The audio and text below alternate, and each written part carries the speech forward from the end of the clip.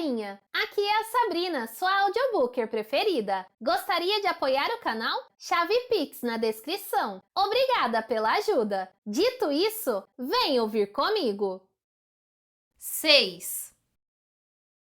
Riley está sentado encurvado na aula de inglês. O professor segue com sua lenga-lenga, mas Riley só consegue pensar nos próprios problemas.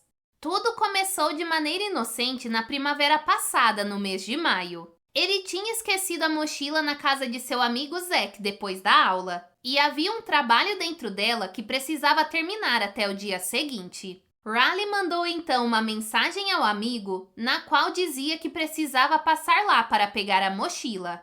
Zack respondeu dizendo que tinha saído com a família e que voltariam tarde. Frustrado, Riley foi de bicicleta até a casa do amigo. Nem sabia bem por que estava fazendo aquilo. Sabia que não havia ninguém lá. Ele não tinha a chave. Ao chegar, Riley deu a volta ao redor da casa. Foi até os fundos e olhou pela janela do porão. Sua mochila estava lá no chão, ao lado do sofá onde a tinha deixado esquecida enquanto jogava videogame com Zack. Então, por algum motivo, ele resolveu ver se a janela estava destrancada. Para sua surpresa, ela se abriu facilmente. Ele examinou a abertura.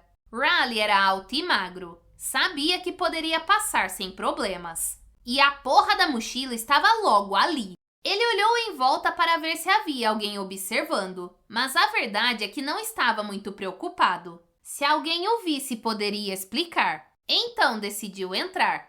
Foi nesse momento que algo estranho aconteceu, porque ele não se limitou a pegar a mochila, jogá-la pela janela e sair. Era o que deveria ter feito, ele sabia disso. E agora queria muito que tivesse acontecido dessa forma. Mas em vez de ir embora, continuou no porão ouvindo o silêncio. A casa parecia diferente sem ninguém ali, cheia de possibilidades. Um leve arrepio de animação percorreu-lhe a espinha. A casa vazia naquele momento pertencia a ele. Um sentimento estranho tomou conta de Riley, e ele soube naquele momento que não ia simplesmente se virar e sair pela janela.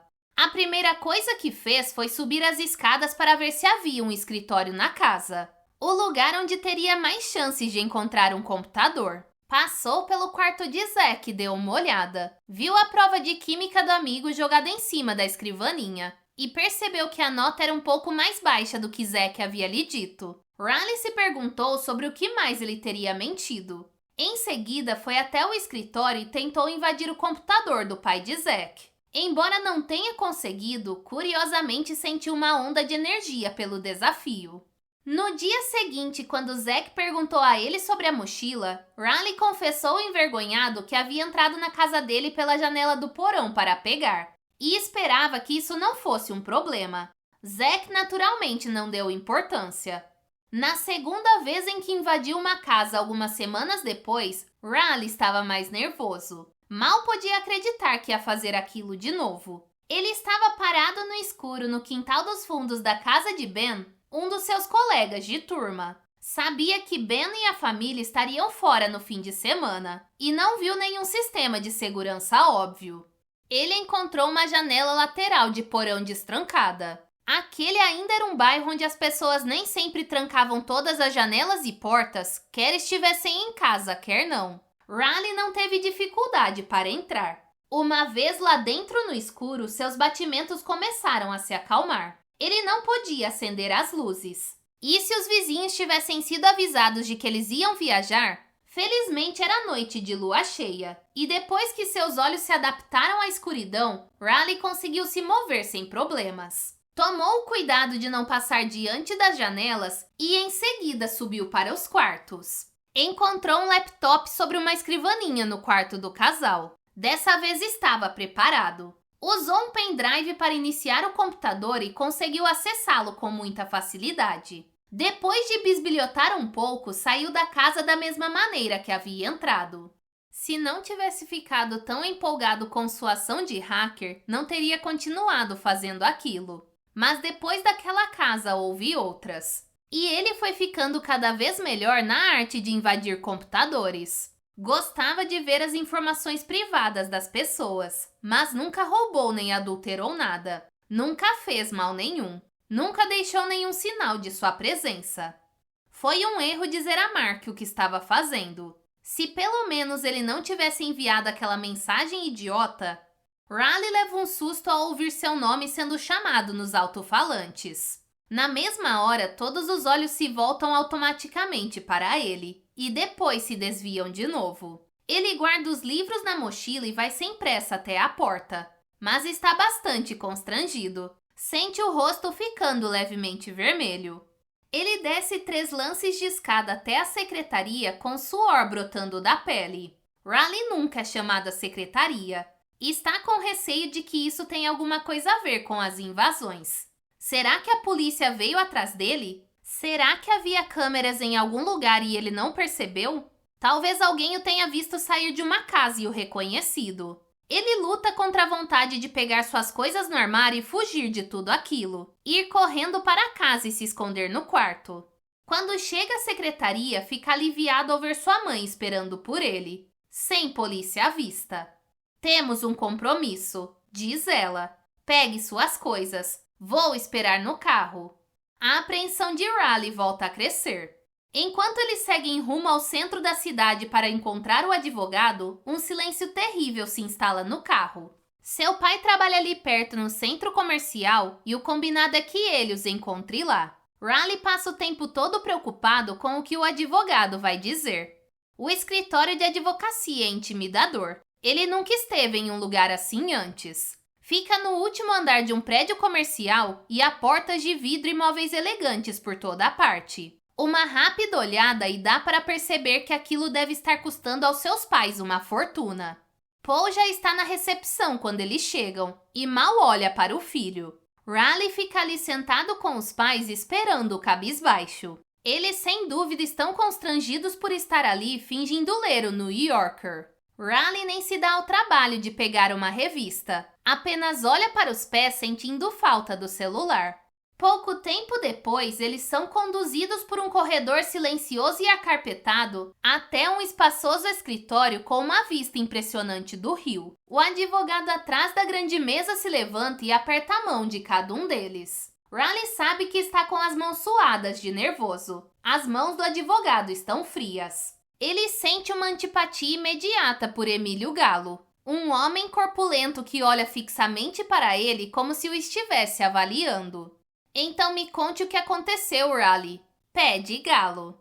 Riley olha para a mãe. Não ousa encarar o pai. Ele havia imaginado que os pais cuidariam de toda a conversa, e ele apenas ficaria ali sentado parecendo arrependido, concordando em fazer o que quer que o advogado mandasse. Mas sua mãe se recusa a olhar para ele. Então ele conta a Galo a mesma história que contou aos pais, morrendo de medo de o advogado não se deixar enganar e perceber as omissões em seu relato. Riley não quer que ele saiba quantas casas invadiu nem a extensão de seus conhecimentos de computação, o que ele é capaz de fazer. Ele só invadiu uns computadores, deu uma olhada e caiu fora. Essa é a verdade. Poderia ter feito muito mais. Entendo, diz o advogado quando ele termina e alisa a gravata com os dedos. Então você não foi pego? Não, responde Riley. Isso que você fez se chama invasão de propriedade privada, explica o advogado. E no que diz respeito aos computadores, a situação é ainda pior. O estado de Nova York leva esse tipo de crime muito a sério. Você já ouviu falar do artigo 156 do nosso Código Penal? Riley balança a cabeça aterrorizado. Foi o que imaginei. Então me deixe explicar. Ele se inclina para frente e crava os olhos no garoto. De acordo com o artigo 156, o uso não autorizado de um computador é crime. Isso ocorre quando se tem acesso ou se utiliza um computador sem a permissão do proprietário legítimo. Esse é um crime de menor potencial ofensivo, classe A, e pode ser punido com uma multa ou até alguns meses de prisão. A partir daí, a coisa piora. Você tem certeza absoluta de que não pegou ou copiou os dados de ninguém, nem excluiu ou alterou nada nos computadores? Porque aí já se trata de adulteração e pode dar até 15 anos de cadeia. Riley engole em seco. Não, eu só olhei as coisas, só isso. E mandou e-mails. Isso é falsidade ideológica. Falsidade ideológica? Interrompe seu pai bruscamente. Ele escreveu e-mails da conta de outra pessoa fingindo ser ela. Lembra o advogado. Mas escrever um e-mail de trote não pode constituir crime de falsidade ideológica. Retruca Paul, parecendo horrorizado. Bem, não vale a pena correr o risco, não é? As pessoas não gostam de ter a privacidade invadida. O advogado crava os olhos penetrantes em Riley, que se sente encolher ainda mais na cadeira. E existe sempre a possibilidade de uma ação civil. Estamos nos Estados Unidos. As pessoas aqui adoram um processo. E isso pode acabar ficando muito caro. Segue-se então um momento de silêncio longo e assustador. Seus pais claramente não haviam pensado naquilo tudo. Riley menos ainda. Eu achava que ele devia se desculpar com essas pessoas, talvez fazer alguma reparação, mas meu marido foi contra. Diz finalmente sua mãe. Não, seu marido tem toda a razão. Retruca Galo, parecendo surpreso. Ele não deve se desculpar de modo algum. Isso seria o mesmo que confessar um crime, ou alguns crimes. E se ele enviasse uma carta anônima pedindo desculpas? Sugere ela. E por que diabos ele faria isso? Contesta Paul. O advogado balança a cabeça e responde.